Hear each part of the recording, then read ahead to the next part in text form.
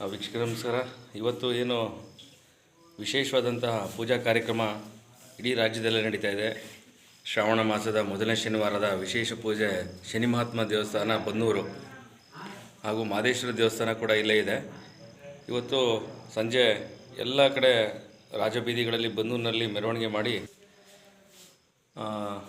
ವಿಶೇಷವಾದಂಥ ಪೂಜೆ ಮತ್ತು ದಾಸೋಹನ ಹಮ್ಮಿಕೊಂಡಿದ್ರು. ಹಾಗಾಗಿ ತಾವು ಇಲ್ಲಿ ನೋಡ್ತಾ ಇದ್ದರೆ ವಿಶೇಷವಾದಂತಹ ಇತಿಹಾಸ ಪ್ರಸಿದ್ಧವಾದಂತಹ ದೇವಸ್ಥಾನ.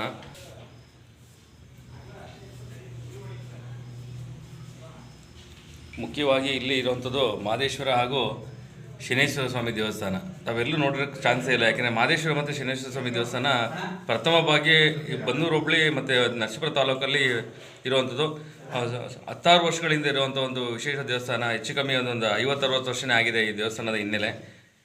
ಬನ್ನೂರಿನಲ್ಲಿರುವಂತಹ ಈ ಒಂದು ವಿಶೇಷ ದೇವಸ್ಥಾನ ವಿಶೇಷ ಪವಾಡಗಳನ್ನ ಕೂಡ ಸೃಷ್ಟಿ ಮಾಡ್ತಾ ಇದೆ.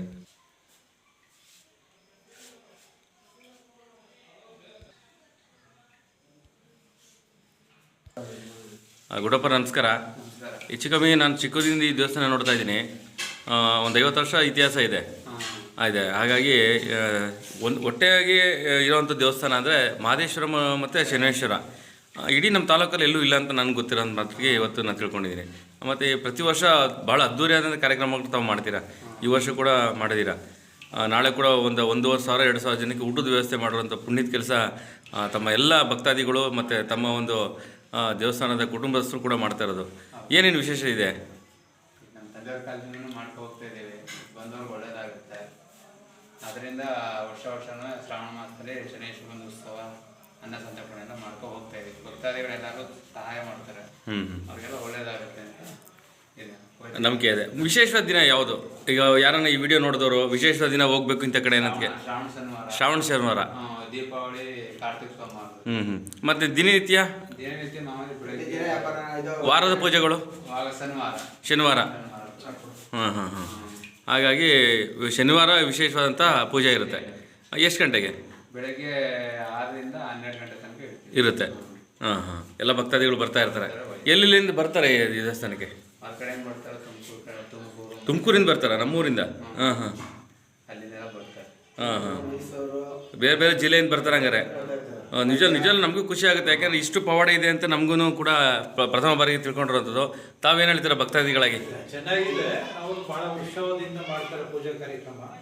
ಹಾಗಾಗಿ ಭಕ್ತಾದಿಗಳು ಪ್ರೀತಿಯಿಂದ ಬರ್ತಾರೆ. ನಾವೇನೋ ಬನ್ನಿ ಇಲ್ಲ, ಅವರೇ ಹುಡುಕೊಂಡು ಪವಾಡ ಆ ಥರ ಇದೆಯಲ್ಲ, ಪೂಜೆ ಇದೆ ಮಾಡಿಸ್ಬೇಕಪ್ಪ ಅಂತೇಳಿ ಮಾಡಿಸ್ಕೊಂಡು ಹೋಗ್ತಾ ಇರ್ತಾರೆ.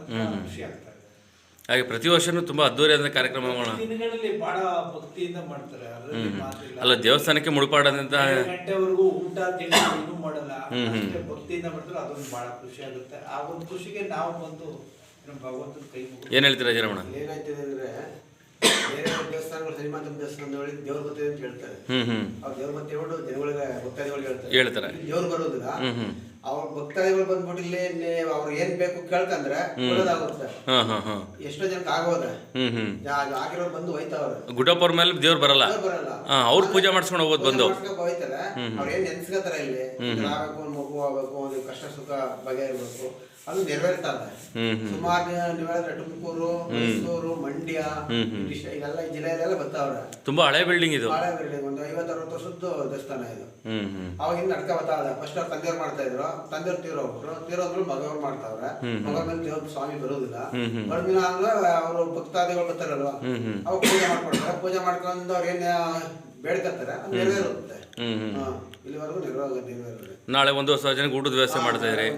ಊಟದ ವ್ಯವಸ್ಥೆ ಮಾಡಿದೆ. ಎಲ್ಲ ಸಾರ್ವಜನಿಕರು, ಎಲ್ಲ ಬನ್ನೂರು ಗ್ರಾಮಸ್ಥರು, ಮಾಕನಹಳ್ಳಿ ಗ್ರಾಮಸ್ಥರು, ಎಲ್ಲ ಯಜಮಾನರುಗಳು, ಅಕ್ಕಪಕ್ಕ ಹಳ್ಳಿಯವರೆಲ್ಲ ಬರ್ತಾ ಇದ್ದಾರೆ. ಯಜಮಾನರುಗಳೆಲ್ಲ ಮಾದಿರಹಳ್ಳಿ ಗ್ರಾಮದವರು.